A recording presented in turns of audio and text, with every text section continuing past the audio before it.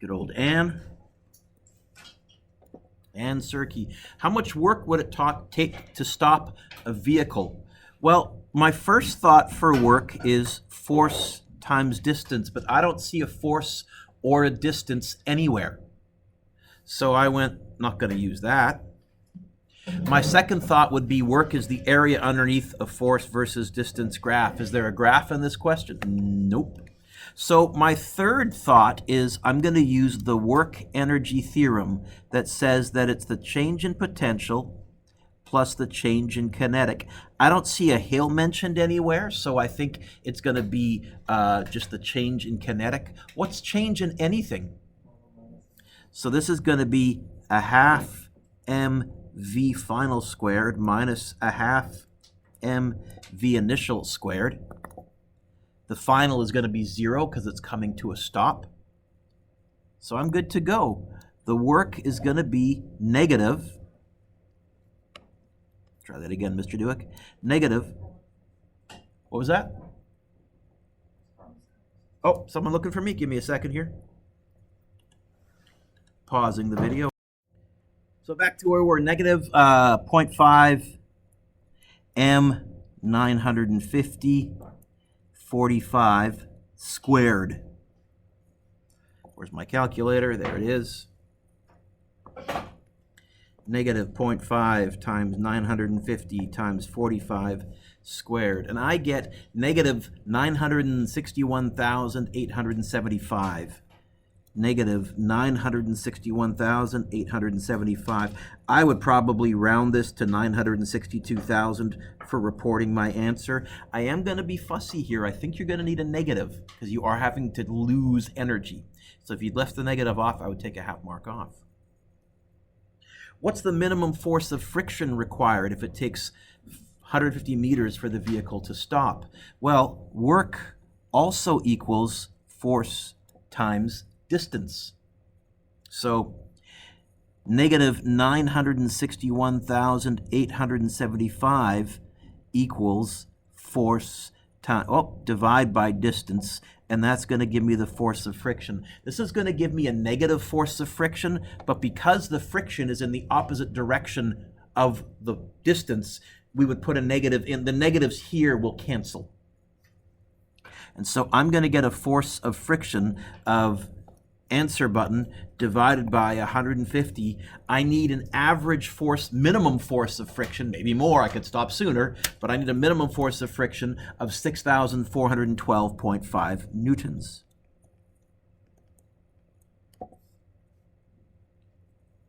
What's the minimum coefficient of friction to stop the vehicle? What did I just find in part B? Friction. I bet you there's an equation that has friction and mu in it.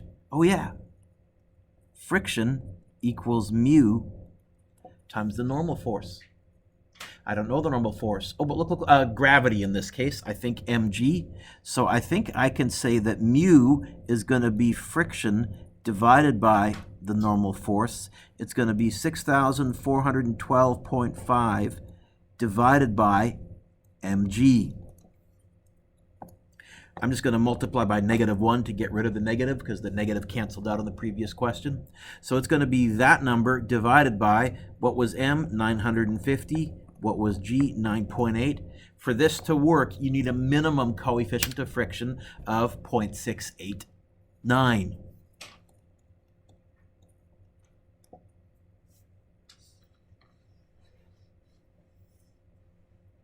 All moved in now? Yeah. Good. An RCMP is investigating an accident. A car has struck a pedestrian at the school crosswalk. There are no witnesses to the accident. The RCMP measures the coefficient of friction at the accident site to be 0.55. She measures the skid marks that are 52 meters long. What's the minimum initial speed of the vehicle? So we did this question. This is a weird one. Kieran, I'm going to start out by actually saying work equals work. I'm going to say force times distance equals change in potential plus change in kinetic, although there's no mention of a hill here, so I think it's just going to be the change in kinetic. I could handle it if there was a hill there. I'd have to include the change in potential. I'm going to get force times distance equals a half mv final squared minus a half mv initial squared. V final is going to be 0, so it's going to cancel. I'm going to end up with a negative here, but this force is friction. It's in the opposite direction of the distance, and so there's technically going to be a negative introduced there too.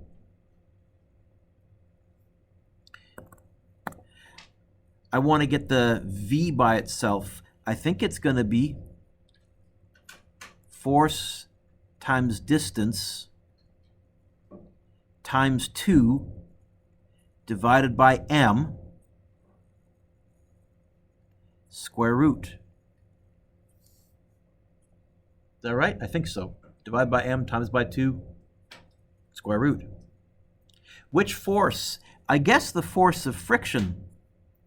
Well, friction is what times what? I think my next move, I would go mu times the normal force times distance over m. I don't know the normal force. Oh, but look. I'm pretty sure it's going to be mg if I did my free body diagram.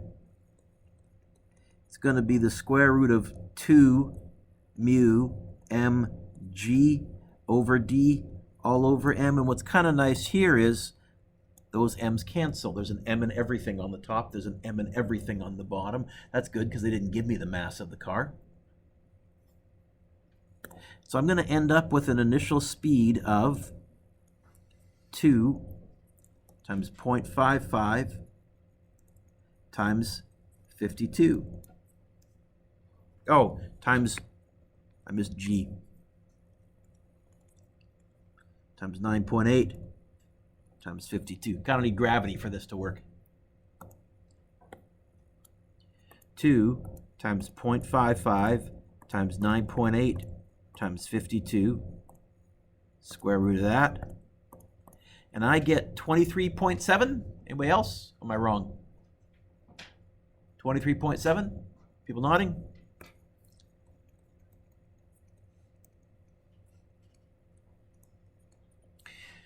How would I give out part marks? This is a pretty meaty question. I would probably give out, oh, you know what, Mr. Duke, you do it in red. I would do a half mark if I saw that. I would probably go a half mark if I saw that. Half mark if I saw that. Half mark if I saw that. Half mark for that. And a half mark for the answer. Number 3, a child on a water slide passes point A at 8.3 meters per second. How fast will they be going at the bottom if we ignore friction? Is there a change in height? Is there a change in speed? Is there a yucky curvy path? Conservation of energy. So, K E initial plus P E initial equals K E final plus P E final plus heat. Oh no, it says ignore friction. Are any of these 0? I think the only one that's 0 is that one. We can put the ground right there if we want to. I'm going to get a half mv initial squared plus mgh initial equals a half mv final squared. Can little kids and grown-ups go on this water slide? Turns out they can. And then I'm going to do one more thing, AJ, because I'm trying to get the VF by itself, and there's a 1/2 in front of it, and there's a 1/2 over here. I'm going to multiply everything by 2, times by 2, times by 2, times by 2. That's an old trick. I'm going to clear fractions. And that's going to give me a VI squared plus 2GHI equals VF squared.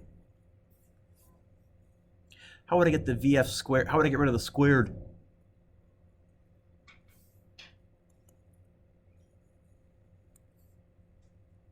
So I'm going to get this. VF is the square root of, was it 8.3? 8.3 squared plus 2 times 9.8 times 21. 8.3 squared plus 2 times 9.8 times 21. Square root. Oh. 21.9? Anybody else? It's a pretty good water slide.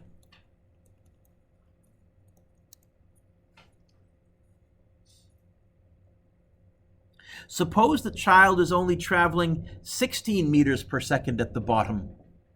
How much energy was transformed to heat? Well, I'm going to walk through the same thing. Kinetic initial plus potential initial equals kinetic final plus potential final. But now I'm going to add heat. I forgot to do the mark breakdown for this, by the way. 1, 2, 3. I would probably go something like this. 1 mark for that, 1 mark for that, 1 mark for that, and 1 mark for the answer. Probably something like that. Potential energy final is still 0. I'm going to get the heat by itself. I'm going to minus KE final over. So that's going to give me heat equals KE initial plus PE initial minus KE final. Heat is going to be a half mv initial squared plus mgh initial minus a half mv final squared. Here the mass does not cancel. Okay. Heat equals 0.5. Hopefully they gave me the mass. I think they did. 45. 8.3 squared plus 45 times 9.8 times 21 minus 0.5 times 45 times 16 squared. Heat is going to end up being, lots of typing, 0.5 times 45 times 8.3 squared plus 45 times 9.8 times 21 minus 0.5 times 45 times 16, whoop, wrong button, squared. Double check for typos. I think that looks right. Do you all get an answer of 5,051? Yeah. Joules of heat. In terms of part marks, I would probably go 1 mark for that, 1 mark for that, 1 mark for the numbers, 1 mark for the answer. Ooh, roller coasters. Roller coaster starts from a standstill. Hey, that's good. That means that VI is 0. At the top of a 90-meter hill, what's the speed at the bottom of the hill? Okay. KE initial plus PE initial equals KE final plus PE final. I think I can cross out PE final and KE initial. In fact, I probably could have just said, look, all of my MGH initial is going to become a half M V final squared. Even the M's cancel. V final is going to be the square root of 2 GH initial. It's going to be the square root of 2 times 9.8 times 90.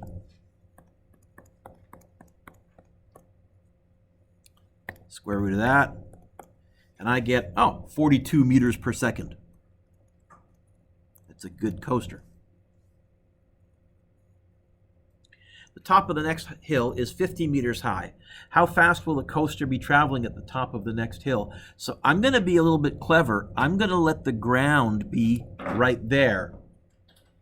And so that's going to allow me, again, starting with conservation of energy, G.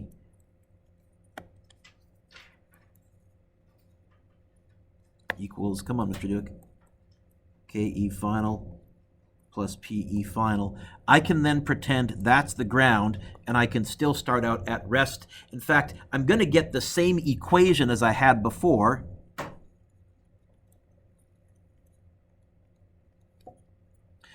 Where the M's cancel. In fact, I'm going to get VF equals the square root of 2 GH initial. The only difference now is the change in height isn't 90. It starts at 90. It ends up at 50. The change in height is 40. In fact, if I'm really clever, I can bring up my previous calculation and then just go square root of that. Whoop, wrong button, Mr. Dewick. Square root of that. And I get 28, is that right, folks?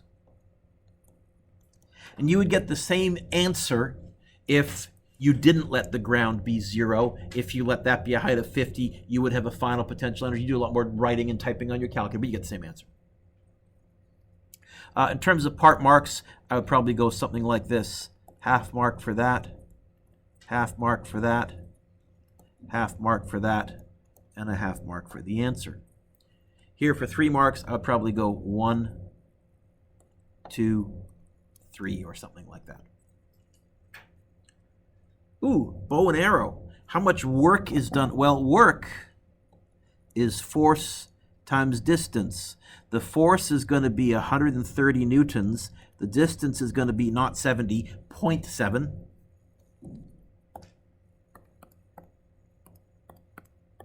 And I get 91 joules of work. How much potential energy is stored in the bow? 91 joules of potential energy, not MGH. So what's the maximum speed? Well, that 91 joules of energy is going to change into kinetic. So the maximum speed is going to be 2 times 91 divided by the mass square root. It's going to be 2 times 91 divided by, I need to convert this 18.6 to kilograms, 0.0186 kilograms, 0.0186, square root of that. 2 times 91 divided by 0.0186 divided by, Mr. Dewick. 2 times 91 divided by 0.0186, square root. And I get 98.9 meters per second. If you got that 2 out of 2, otherwise I would probably give you, I don't know, half mark for that, half mark for that, half mark for the numbers, and a half mark for the answer. Bonus. If the arrow only leaves the bow with a speed of 54 meters per second, how much energy was lost to heat? Well, now we would have 91 joules to start with, and that equals a half mv final squared plus heat. So the heat is going to be 91 minus a half mv final squared. It's going to be 91 minus 0.5, 0.0186 times 54 squared. 91 minus 0.5 times 0.0186 times 54 squared. We would have lost 63.9 joules of energy to heat.